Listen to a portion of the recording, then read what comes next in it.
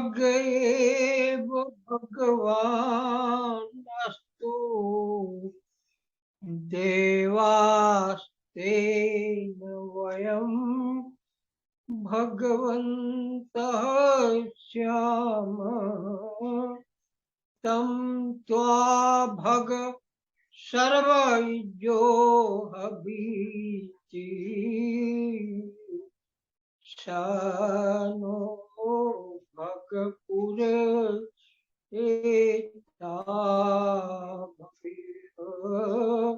शनो भगपुर भवेह। आदरणीय मित्रवर और मुक्ति के योग्य दिव्य आत्माओं, आप सब मुक्ति से आए हैं और पुनः कभी न कभी मुक्ति में अवश्य जाएंगे। जितनी जल्दी हो सके उतना ही अच्छा है। कोई भी नहीं चाहता हम एक गंदे थैले में, गंदे स्थान में, एकदम अंधेरे, सर नीचे पैर ऊपर इत्यादि बुरी अवस्थाओं में एक क्षण भी रहना चाहें। हम लोग 9 महीना रह के आए हैं और इससे हम बच सकते हैं। अगर इसके लिए प्रयत्न नहीं किया तो फिर जन्म मरण के भयंकर दुख में हमें पड़ना पड़ेगा।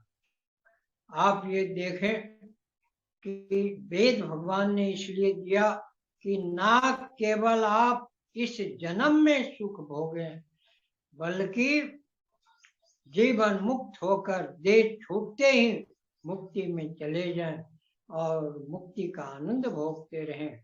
मुक्ति के बाद भी आप ईश्वर की कृपा से सृष्टि के आदि में पुरुष शरीर में युवावस्था में ही आ सकते हैं और भगवान से वेद ज्ञान प्राप्त करके फिर जीवन मुक्त भी अनंत अनंत अनंत काल तक के लिए हो सकते हैं। वैसे तो वेद का कौन सा मंत्र किससे कम है ये तो कहना मुश्किल है। सारे मंत्र एक से एक हैं, बढ़ते हैं। जब भगवान का ज्ञान है तो उसकी महिमा को कौन वर्णन कर सकता है। मनु महाराज का लेख आज भी है, नास्तिको वेद निंदक। जो वेद की निंदा करे वह नास्तिक है, क्योंकि वेद ईश्वरीय वाणी है। ईश्वरीय वाणी की निंदा करना ईश्वर की निंदा करना है और यह नास्तिकपन है। अरे धिक्कार है उसको जिसने महर्षि दयानंद कृत वेद भाष्य नहीं देखा, उनके ग्रंथों को नहीं देखा और वेद की दुर्लभ शिक्षा से वंचित रह के अपना जीवन वृथा ही बर्बाद कर दिया। इसलिए दिव्य आत्माओं, आप अवश्य शीघ्रातिशीघ्र दयानंद के ग्रंथ को देखें और उनके वेद भाष्य को देख के अपना जीवन धन्य धन्य कर लेगा। ये आप कभी मत सोचे कि दयानंद ने कितना किया है नहीं किया है। पहले आप दयानंद को पढ़ जाइए, फिर उसको याद कर लीजिए।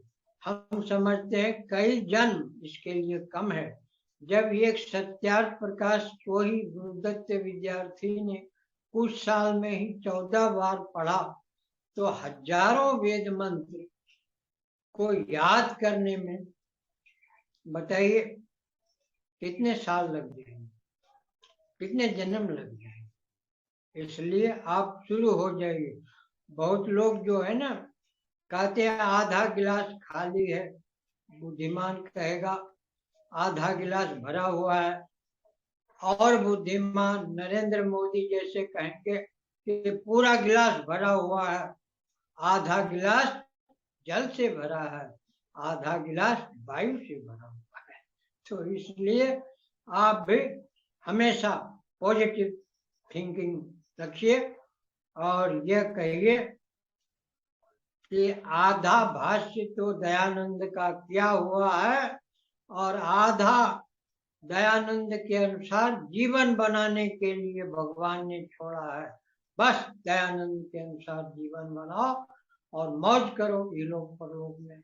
हाँ, तो अभी जो हमने मंत्र पढ़ा वह मंत्र भगवान दयानंद ने वेद से छांट के सुबह पढ़ने के मंत्र में से अंतिम मंत्र को मैंने लिया है।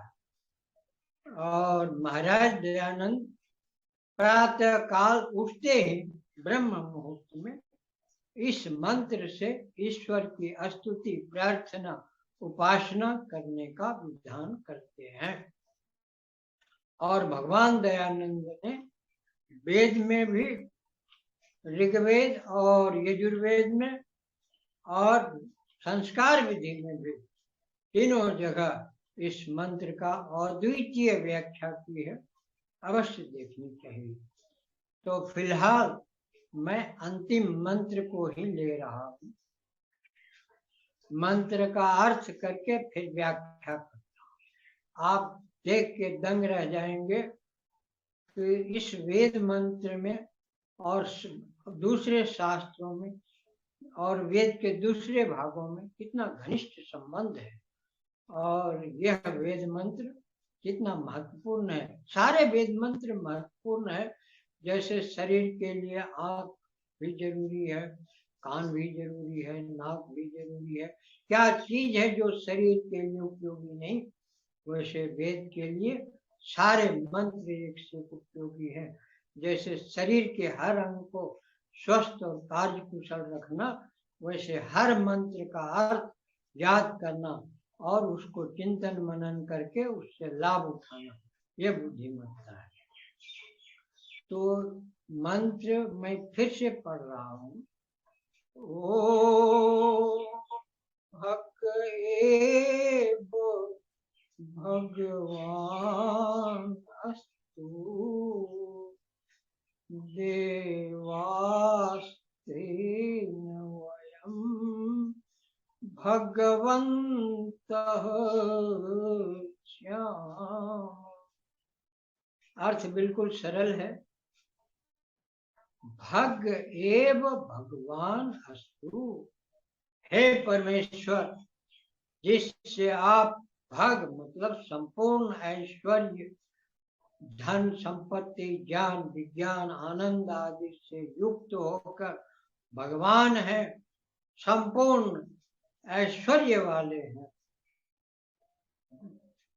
देवास्तेन वयं भगवन् श्याम, इस हेतु से हम विद्वान धर्मात्मा, आपके उपासक भक्त, आपकी आज्ञा में चलने वाले, वेदानु अध्ययन करने वाले, वेद के अनुसार चलने वाले, हम लोग भी आप जैसे ही ऐश्वर्यवान, बुद्धिमान, ज्ञानवान, धन संपत्ति युक्त, चक्रवर्ती राज्य के ऐश्वर्य युक्त और सब प्रकार से खुशहाल संपन्न आनंदित हो और अनंत अनंत अनंत काल तक के लिए ऐसे ही आनंदित और खुशहाल रहे।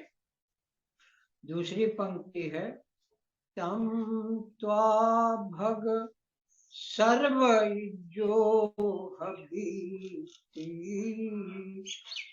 सनो भगपुर एता। उन आपको हे परमेश्वर सारा संसार निश्चय करके आपकी प्रशंसा करता है। बुद्धिमान विद्वान वेद शास्त्र वाले तो करते ही नहीं, लेकिन नास्तिक भी कहता, अरे ये पहाड़ कितना सुंदर है, ये पक्षी कितने सुंदर है, नदियां कितने सुंदर, ये फूल कितना सुंदर है, ये मनुष्य की रचना कितनी सुंदर है इत्यादि। तो ये भी रचनाकार जो आप हैं वो आपकी ही प्रशंसा हो, सब संसार कर रहा है। सा नो भग पुर एता भवे, वही आप हमारे पुर एता अग्रगामी नेता, अगुआ, आगे आगे शुभ कर्मों में बढ़ाने वाले ही सदा अनंत अनंत अनंत काल तक के लिए होइए। यही बात गायत्री मंत्र में भी है, धियो यो नः प्रचोदयात्। हे परमेश्वर, आप हमें सन्मार्ग पर ले चलिए, हमारी बुद्धि को शुभ प्रेरणा दीजिए। ओम अग्नि नय सुपथा राये अस्मान् विश्वान् देव वयुनानि विश्वान् युयोध्यस्मज्जुहुरानमेनो भूयिष्ठां ते नमोक्तिं विधेम। स्तुति, प्रार्थना, उपासना के मंत्र जो संस्कार विधि के शुरू में और नित्य कर्म विधि में भी अर्थ सहित है, वो अंतिम मंत्र ये है, उसमें भी यही है, अग्नि नय राय। हे भगवान, आप हमें अच्छे धर्म युक्त आपके लोगों के मार्ग से संपूर्ण प्रज्ञान और उत्तम कर्म प्राप्त करें। इसी प्रकार की बात है। ओम याम मेधाम देवगणाः पितरश्च उपासते तया मां मध्यमेधया अग्नि मेधाग्निं कुरु। हे परमेश्वर, जिस बुद्धि, प्रज्ञा और कर्म की उपासना सब बुद्धिमान ज्ञानी श्रेष्ठ व्यक्ति कर रहे हैं, उसी बुद्धि से, उसी कर्म से आप हमको युक्त करके इसी समय मेधावान और कर्म कुशल बनाए। योग दर्शन भी कहता, स एष पूर्वेशामपि गुरोः काले नावच्छेदा। अरे वह परमेश्वर तो पूर्व गुरुओं का भी गुरु है, वहां काल का पहुंच ही नहीं है। काल तो जो क्षणभंगुर पदार्थ होता है, जो कि बन के नष्ट होता है, उसी में काल होता है। जो ना बनता ना बिगड़ता, उसमें काल की पहुंच नहीं है। इसलिए प्रकृति की विकृति में ही सिर्फ काल की पहुंच है, और बाकी कहीं काल का कोई पहुंच नहीं है। तो परमेश्वर जो है सदा से सबका गुरु है, रहा और रहेगा। हमने सत्यार्थ प्रकाश को कोट करते हुए ईश्वर की सिद्धि में भी ये बताया है कि जब हम बुरा काम करते हैं भय शंका लज्जा होती है, जब हम अच्छा काम करते हैं निर्भय निशंकता आनंद उत्साह होता है। यह परमेश्वर की शिक्षा है, ऐसा करो ऐसा ना करो। भारत दयानंद एक ही उदाहरण में कितनी बात सिद्ध कर दी। ईश्वर है, एक है, निराकार है, सर्वव्यापक है, सबके मन की बात भी वो जानता है। आगे हमारे लिए क्या बुरा है क्या अच्छा है ये भी वो जानता है। वह हमें शिक्षा भी करता है। वही हमारा परम हितैषी, परम गुरु, परम सहायक इत्यादि है। संसार और भगवान में एक को चुनना हो तो हमेशा भगवान को चुनना, संसार को नहीं। फिर यहाँ ये भी सिद्ध हो गया कि ईश्वर की मूर्ति बन ही नहीं सकती। अगर बनती तो एक तो कहीं दुनिया में भगवान की मूर्ति नजर आती। राम कृष्ण महादेव हनुमान आदि अगर भगवान होते तो ये किनकी उपासना करते? तो ये सब परमेश्वर की उपासना करते हैं। अब तो साईं राम रहीम ये सब भी पाखंडी आ गए, गुरु बना के पूज रहे हैं, अपने चेले चाटे रख के, भोले भाले लड़के व्यक्तियों को फुसला के और दुराचार का अड्डा बना रखे हैं सब जगह। तो क्या हिंदुओं को ये सब दुराचार के अड्डे बंद नहीं करने, इसके विरुद्ध आवाज नहीं उठानी, वेद शास्त्र का प्रचार नहीं करना? अरे अपने लिए हम नहीं सोचेंगे तो कौन सोचेगा?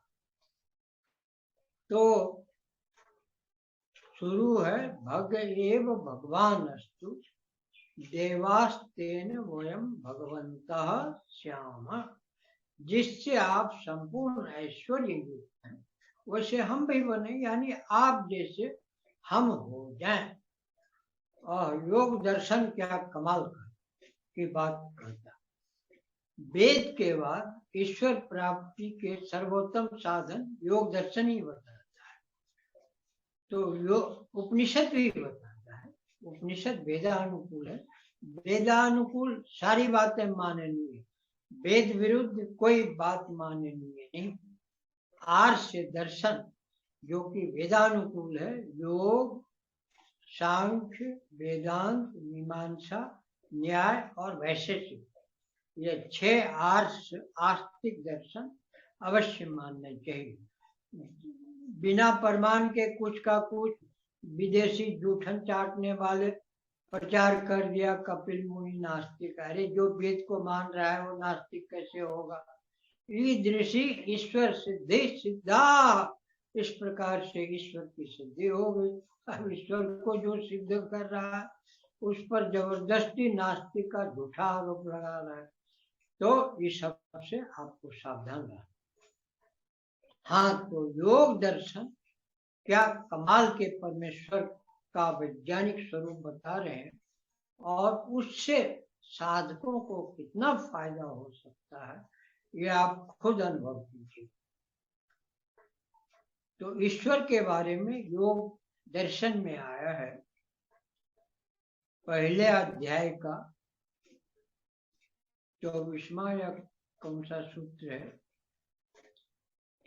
क्लेश कर्म विपाक आश्रय अपरामृष्ट पुरुष विशेष ईश्वर।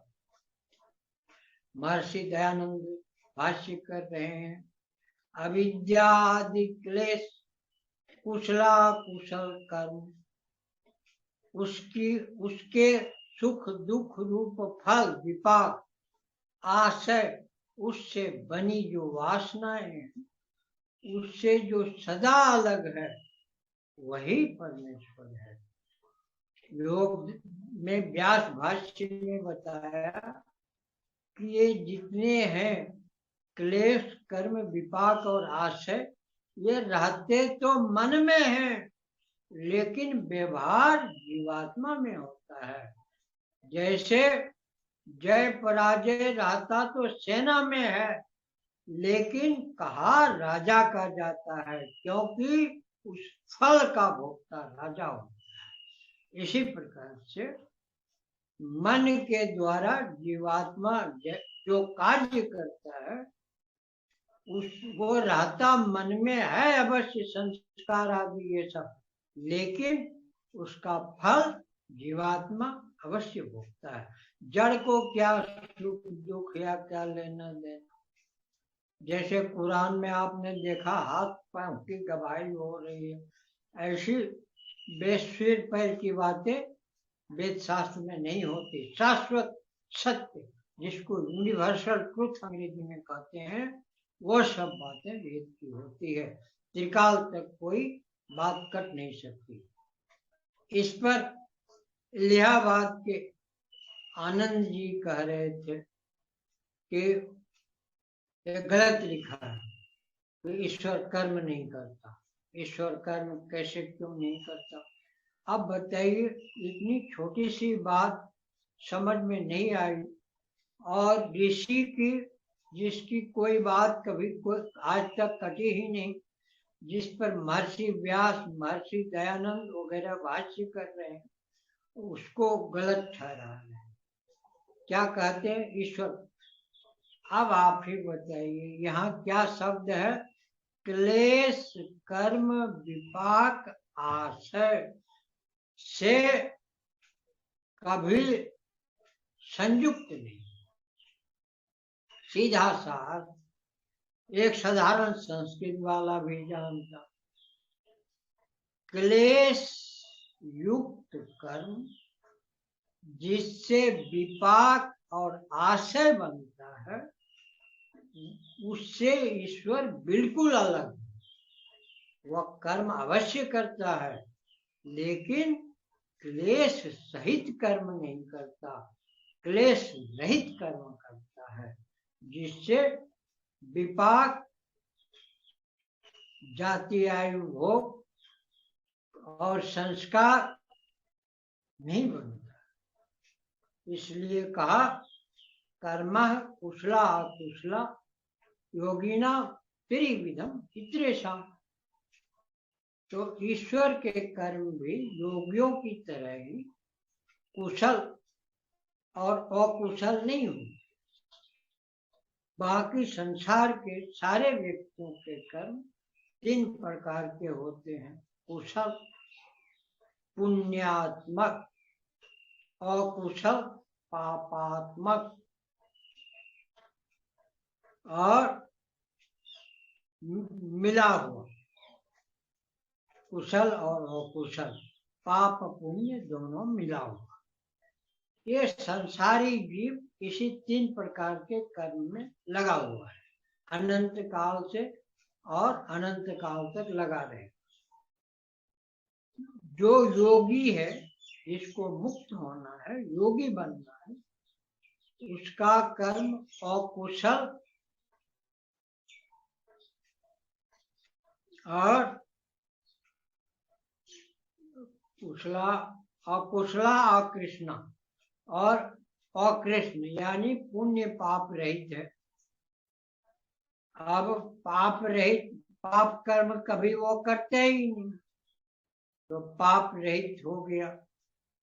और पुण्य कर्म सिर्फ और सिर्फ ईश्वर प्राप्ति और परोपकार की भावना से करता है। वो सांसारिक विषय वासना के लिए पुण्य कर्म नहीं करता। इसी को निष्काम कर्म कहते हैं, जो कि सिर्फ और सिर्फ ईश्वर प्राप्ति और परोपकार आदि के लिए आत्मा परमात्मा से संबंध जोड़ने, योगाभ्यास, ध्यान आदि के रूप में किया जाता है, अष्टांग योग आदि के रूप में। वही क्रिया योग, तप, स्वाध्याय, ईश्वर पर निधान, क्रिया योग, यम नियम आदि जितने हैं, ये सब जो है वो ईश्वर की प्राप्ति के लिए, विषय वासनाओं से छूटने के लिए, ना कि उसको पाने के लिए, सांसारिक प्राकृतिक भोग विलास में फंसने के लिए नहीं करता। सिर्फ शरीर रक्षा के लिए भोजन और कर्तव्य भावना से कर्म करता, ईश्वर की आज्ञा का पालन करता। तो इस प्रकार से हमने देखा कि परमेश्वर जो है वो जिस प्रकार से क्लेश कर्म विपाक रहित है, वैसे हमें भी बनना है। तो फिर आगे योग दर्शन में बताया कि तत्र निरति स्वयं सर्वज्ञ बीजम। ईश्वर में शाश्वत ज्ञान सदा बना रहता है। निरतिश है, जिसकी सीमा नहीं, अनंत ज्ञान है, उसमें अनंत बल है, अनंत क्रिया है, अनंत बुद्धि है, सारी उसकी कोई सीमा ही नहीं।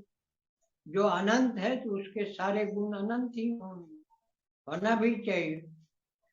तो परमेश्वर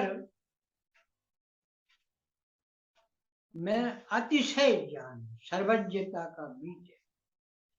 फिर व्यास भाष्य में महर्षि व्यास कहते हैं कि परमेश्वर का अपना कोई उद्देश्य नहीं है, लेकिन संसार के कल्याण के लिए वह अपना ज्ञान 4 सबसे धर्मात्मा व्यक्ति को सृष्टि के आदि में एक साथ हर जगह जहाँ जहाँ मनुष्य की सृष्टि है, ये नहीं कि इसी पृथ्वी पर खाली सृष्टि है, कोई भी महर्षि दयानंद सत्यार्थ प्रकाश 8वां समूह, कोई भी मूर्ख से मूर्ख आदमी भी निष्प्रयोजन कोई काम कभी नहीं करता। परमेश्वर इतना बुद्धिमान, इतना ज्ञानी, इतना महान, अगर उनको मनुष्य सृष्टि करनी ही नहीं रहती तो इतने विशाल ब्रह्मांड क्यों बनाते?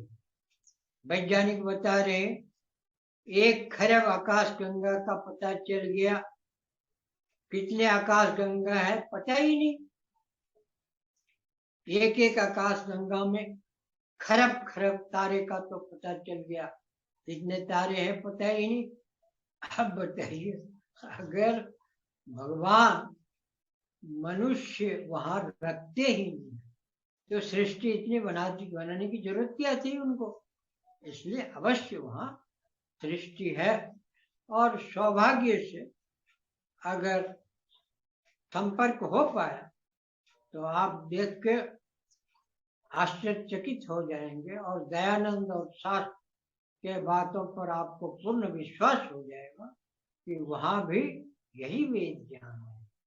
बाकी ये मनुस्मृति नहीं मिलेगी, वाल्मीकि रामायण नहीं मिलेगा, राम कृष्ण कोई नहीं मिलेगा। हो सकता है अग्नि वायु आदित्य अंगिरा 4 ऋषियों को जिसको वेद ज्ञान दिया उनका भी नाम अलग अलग हो, या यही नाम हो या कुछ भी हो, लेकिन जो वेद ज्ञान है उसमें एक अक्षर परिवर्तन नहीं होगा, ना उसके भाषा में कोई परिवर्तन होगा।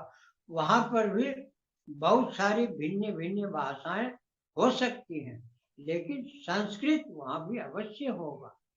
तो इस तरह से हमने मित्रों देखा कि किस प्रकार से जो है परमेश्वर जैसा हमें पवित्र बनना है और योग दर्शन के अनुसार कार्य करना है तो हम अवश्य ही मुक्त हो सकते हैं और यह मनुष्य जीवन धन्य धन्य कर सकते हैं।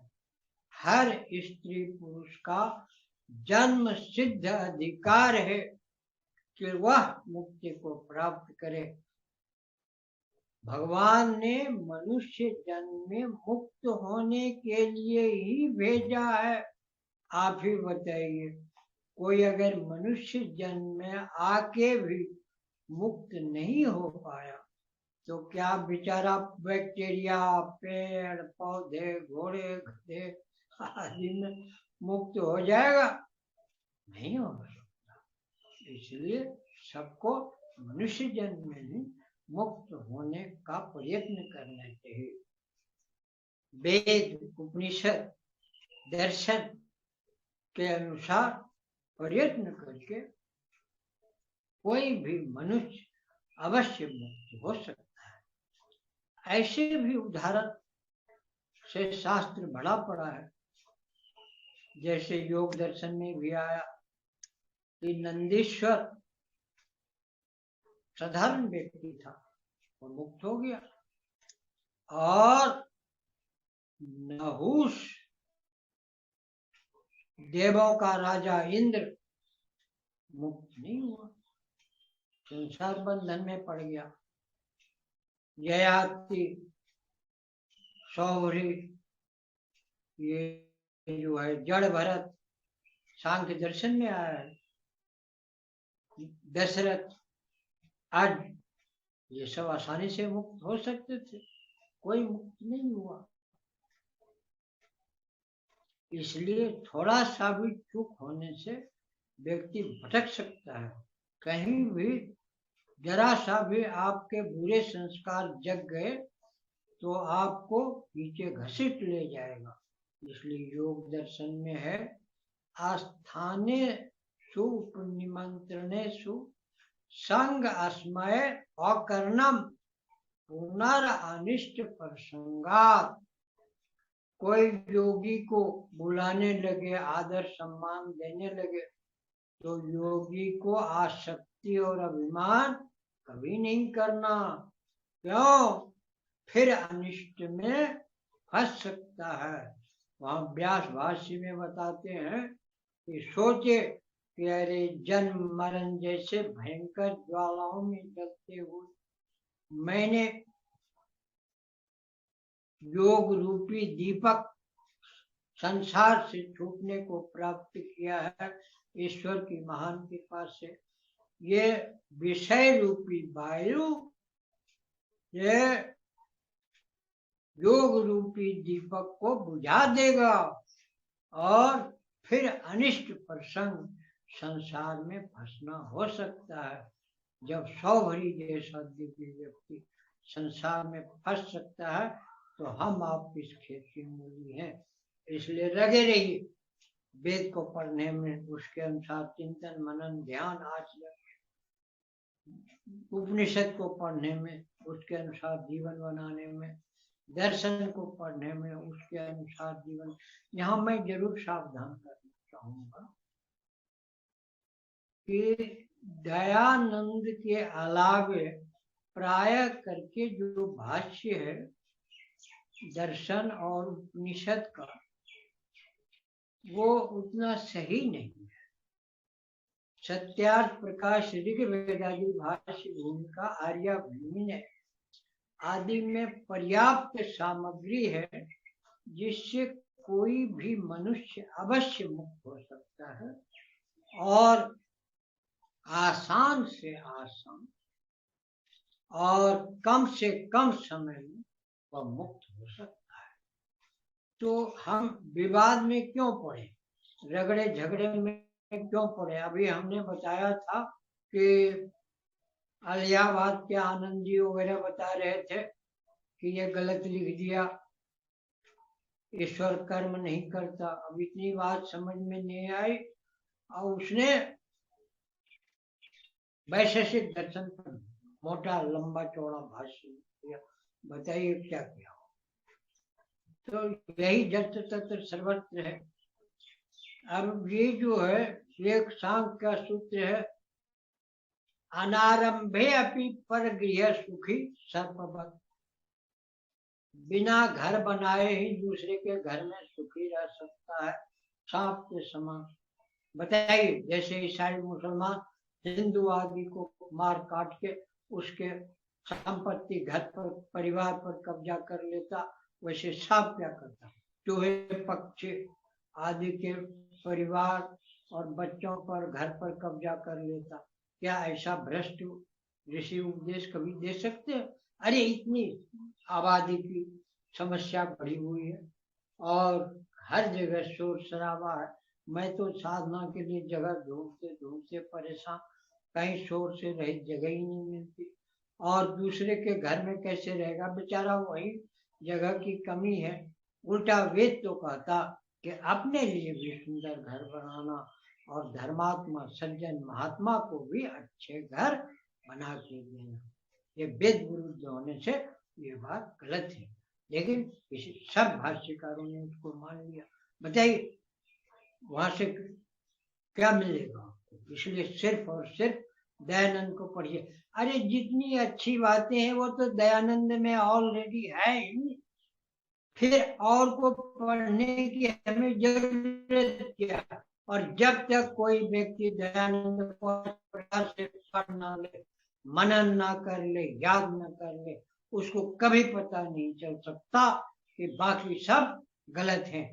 हाँ, और एक है रूप सप्तविध बध्नाति आत्मानं कोशकारवत् मुंचन्ति एकेन रूपेण। प्राय भाष्यकारों ने क्या कर दिया? विद्या अविद्या, धर्म अधर्म, ज्ञान अज्ञान, वैराग्य अवैराग्य, अविद्या विद्या नहीं, अविद्या वैराग्य अवैराग्य, धर्म अधर्म, ज्ञान अज्ञान, ये 7 रूप से जो है प्रकृति बंधन में लाती है और एक रूप यानी विद्या से मुक्त करती है। अब बताइए, धर्म के बिना तो कोई मुक्ति नहीं हो सकता। योग दर्शन 16वें सूत्र का भाष्य है तत्र पहले अध्याय का तत्र निरति स्वयं सर्वज्ञ बीजम ज्ञानस्य प्राकाष्ठा वैराग्यम। ज्ञान की पराकाष्ठा वैराग्य है। अभ्यास वैराग्याभ्याम तन निरोध। वैराग्य के बिना तो मन निरोध ही नहीं हो सकता। यहाँ वैराग्य को बंधन का कारण बता दिया। धर्म के बिना तो अधर्म, अधर्म करेगा कुछ तो करेगा, तो धर्म के बिना भी कोई मुक्त नहीं हो सकता और ज्ञान के बिना भी कोई मुक्त नहीं हो सकता और विद्या तो चाहिए नहीं। तो इस प्रकार से आप को मैं सावधान कर रहा हूं कि आप इधर उधर मत भटकिए, अपना बहुमूल्य समय जहां तहां बर्बाद मत कीजिए। मैं तो पता नहीं कितने साल तक सुबह ही भोजन लेके निकल जाता था और दिन भर गंगा किनारे